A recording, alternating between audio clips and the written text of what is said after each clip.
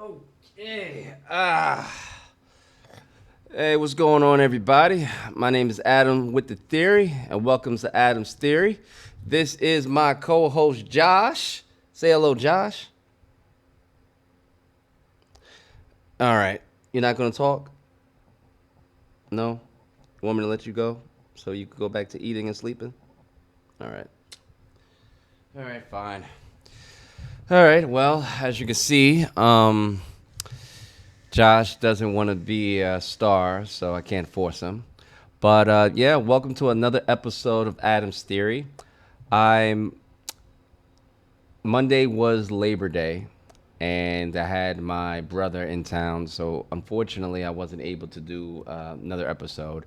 I was gonna go and try to skip a week, but I don't know. I felt bad about it.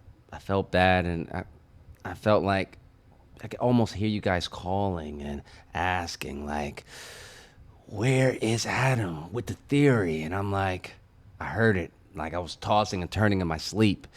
So I decided, so you know what? I'm not doing anything tonight. So let me bless you guys with an episode of Adam's Theory. So today I had a got a nice little topic for you. I was actually trying to build a character for another campaign, and in doing so, I was, you know, trying to pick a subclass that I haven't really seen a lot of people play, to be honest, because in my games, in my many different games of playing D&D, I started to notice that a lot of people pick the same subclasses over and over again. And I guess when I try to actually play with different classes, I try to stay away from them because I try to experience, classes that I haven't seen other people play just to get some experience with them. So, in today's video, I'm going to be talking about classes that I feel gets way too much love and would love people to actually try something else. Okay. Um, actually took notes. Okay. Because I wanted to make sure that, pretty much I stay on topic and focused. And to be quite honest, I mean, it's just, little, the notes ain't that detailed and everything. So I'm still, it's coming from the dome and all. So don't worry about that. So, all right. In my notes that I have over here, we're going to start with the Artificer. All right.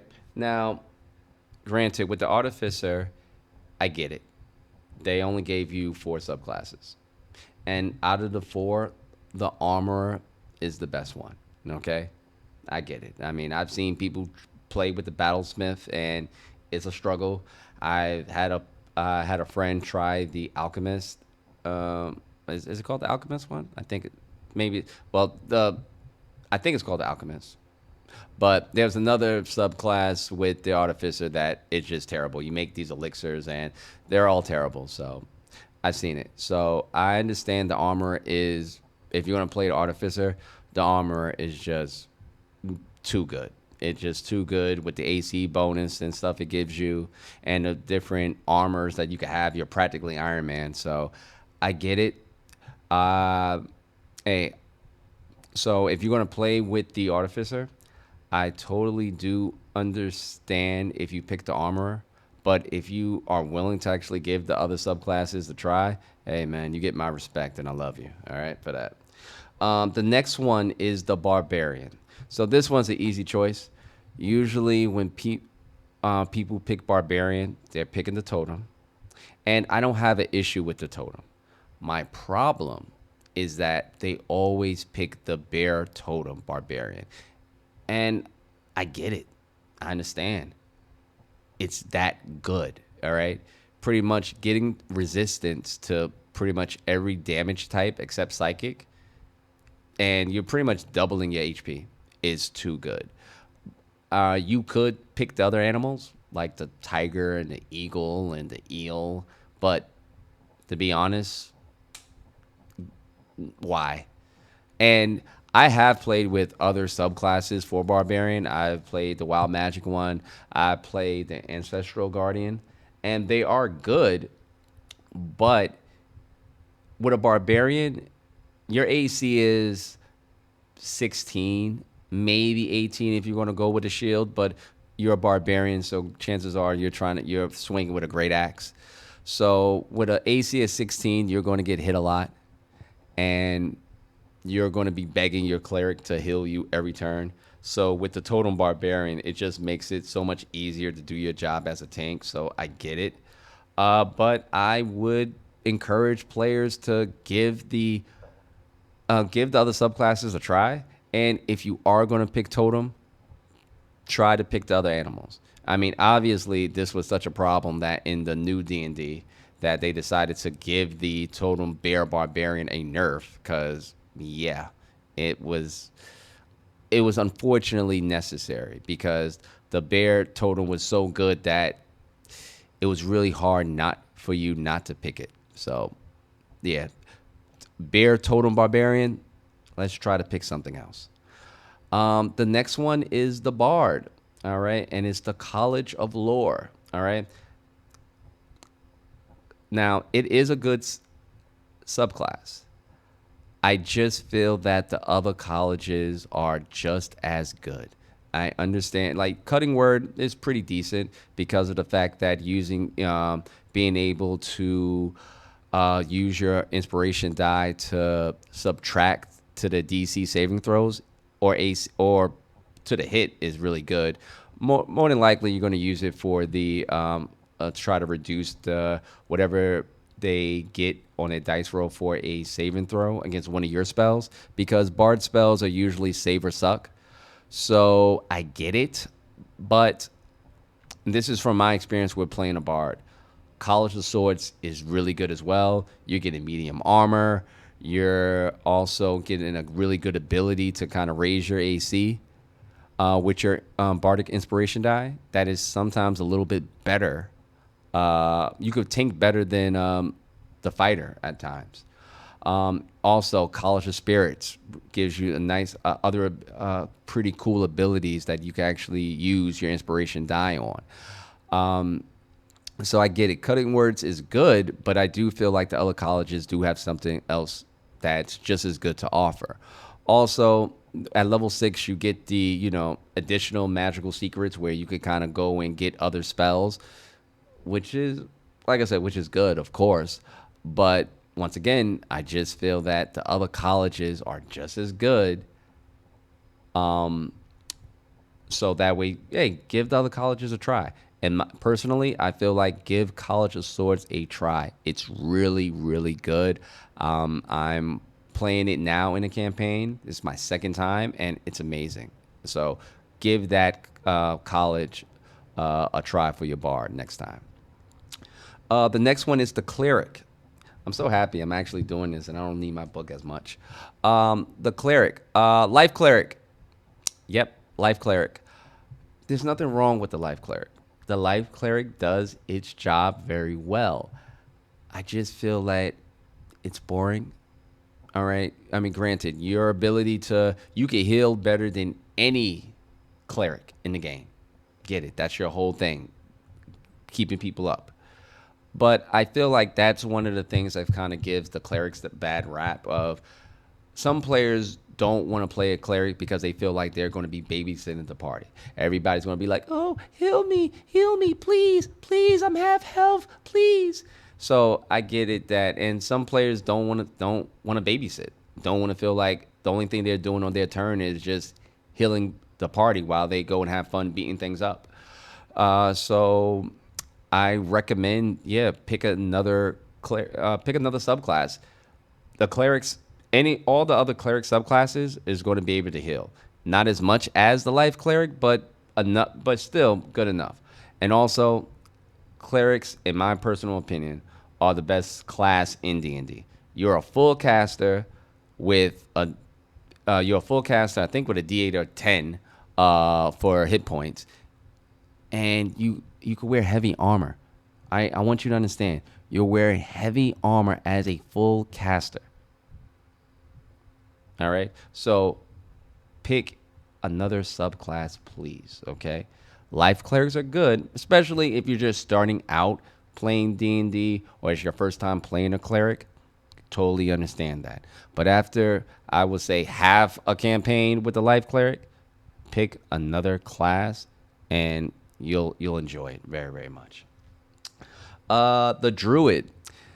I know what you're probably going to think is that, oh man, he's going to talk about the moon druid. But to be perfectly honest, in a lot of my games, campaigns that I've played, I have not played with a moon druid. I played 2 one-shots with a moon druid, and they were both level 20. So granted, at level 20, everything is broken. So that's you can't gauge anything on that. But not too many players play moon druids. I mean, I heard stories of players saying that the DM banned moon druid at their table because it was too broken. But I've never seen a moon druid at like between levels 1 and 10 and really got a feel for them. However, when it comes to druids, I would say it is the Circle of Stars. That subclass is perfect. All right. And when I say perfect, I mean that that subclass is really, really good. It gives you an extra cantrip. It gives you an extra spell. It has these different constellations that you could take that gives you different abilities. The ability to fly, the ability to heal, the ability to pretty much giving you the Warcaster feat for free. It's a really good subclass, but it's not broken. So that's why I say it's the perfect subclass.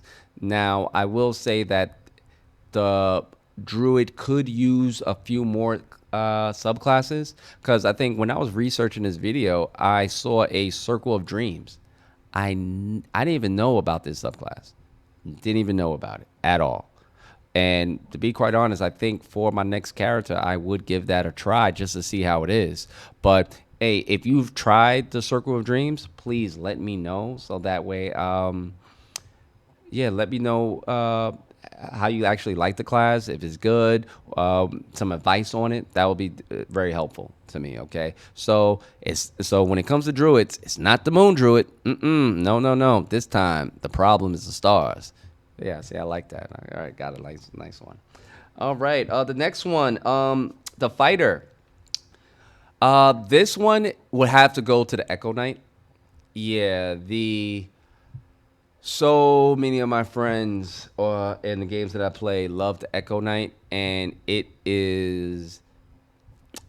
I don't really think this subclass was tested. I'll be honest with you, because that Echo is a problem for a DM. I mean, you're creating a pretty much a version of Echo of yourself that is it's not a creature, but pretty much takes the actions of one, and you get a lot. You could pretty much misty step in between your Echo, and it's just I have a friend that's playing it right now, and the shenanigans that he pulls off, man, I owe my DM a drink. I really, really do. So, but also the fighter has a lot of other good subclasses that I wish more people would play. You would think, I would see so many battle master subclasses, but I really don't. Most of the subclasses that I see when people play with a fighter is with the Echo Knight, and the fighter has so many other good subclasses. The samurai, for an example, is a really good subclass that I really wish would get some more love. Even the Psy Warrior, I have never seen a Psy Warrior played ever. So I would love to actually go and see what it can actually do. Give it, that way someone give it some love. All right, so the next one is the monk, and I'll be honest with you. The monk. I'm the only person that plays monk. All right, every table that I go to, and no one else plays monk. So I'm the only one that plays the monk. So I can't give you. So, yeah. So the only thing I can say is, yeah, We need more monk players, okay? Please play the monk. Please, okay? Play the monk so I could go in and put them on the list of a subclass that I don't want to see anymore and everything. Because at this point, I just want to see more monks, all right? Especially with the new D&D that improved it. So there's no excuses this time, okay? Thank you. All right. Next one is the Paladin. And this one was tough for me because I know the Paladin is a popular class. However, I don't really see it in games too many times. The only game I really see a Paladin in is Curse of Strahd. All right. Now I've played like a Paladin before. I played Redemption, and I also have played and Vengeance. Those are yeah. So I have played the Paladin, but I don't see too many Paladins. And I know it's played because it is a very popular class and it could do a lot of damage, but I don't see too many players playing the Paladin. So I probably would have to do some research and find out why. Like, why are players not playing the Paladin? You know, if you know, put that in the comments. We'd love to hear that. Ranger.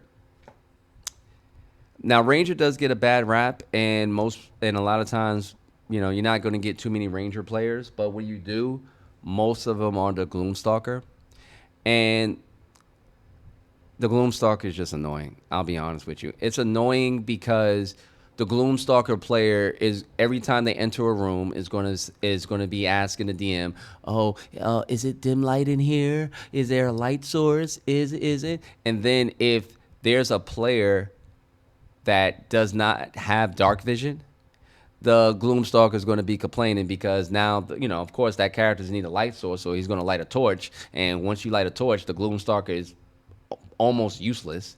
And to be honest, there's only two campaigns that I noticed that the Gloomstalker is played in. The Mad Mage, because it's mostly in a dungeon, and Escape from the Abyss, because you're in the Underdark. So so I guess if I don't want to have to worry about a Gloomstalker, I could just not play those campaigns because it seems like when you play those campaigns, somebody has to be a Gloomstalker because why not, right?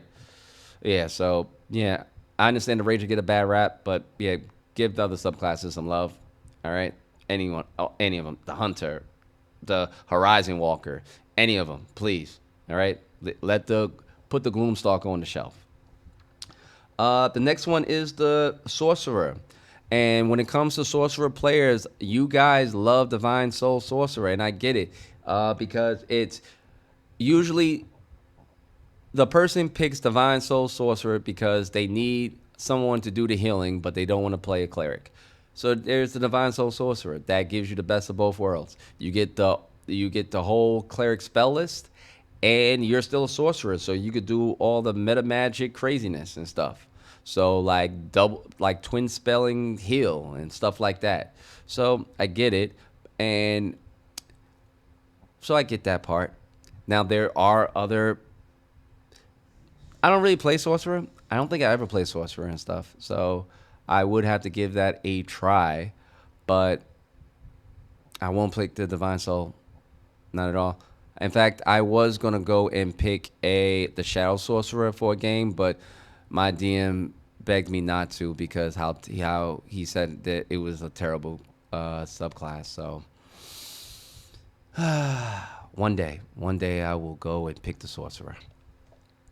The next one is the Warlock, and if you guys remember, I love playing the Warlock. I love playing that Warlock. I really, really do.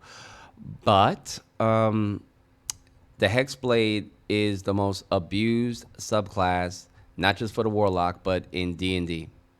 It is.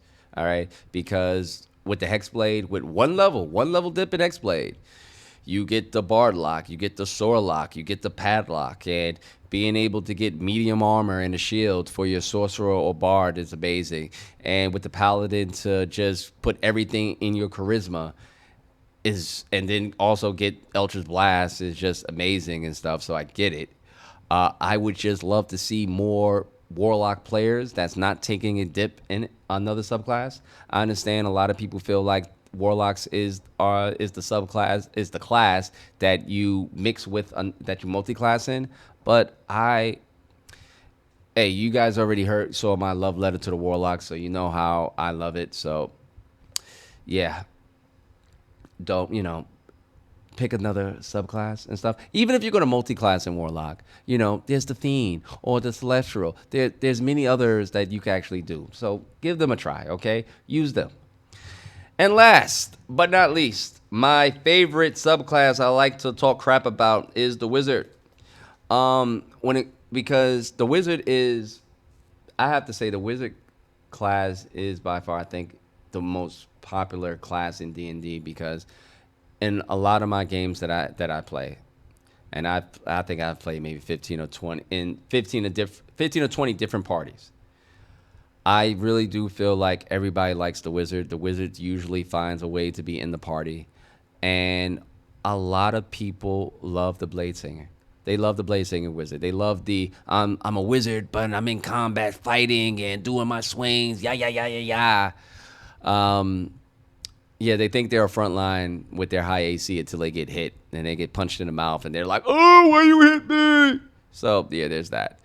Honorable mentions because the wizard class is so popular. There's also so many others. You get the divination wizard. That the only reason you're picking this subclass is because of their level 2 ability, which allows you to reroll. Which honestly it is a great ability, but that's the only reason you pick that subclass. I don't even remember the other abilities for that subclass. And the School of Magic is kind of boring, but it is what it is. And then you got the. Nah, I'm gonna leave it there. I'm gonna leave it there. I'm not gonna beat on the wizard anymore. So I'm gonna go and leave it there. So I just wanted to do a quick video for you guys real quick. I try to make sure my videos are like 15 minutes and stuff because I know that you guys don't like 20-minute videos. I guess that's how I see in the algorithm. You guys don't like it. And I'm already over. So, but I wanted to give you guys another video. I am going to try to do another video Monday. All right. So I will have another topic for you. So you're going to get another video of Adam's theory in 2 days. Boom, boom, boom. All right. So I want you guys to enjoy your day. Have a nice, have a good morning, good evening, good afternoon, whatever time you're watching this video. And remember, roll some dice, and I'll talk to you guys later. Peace.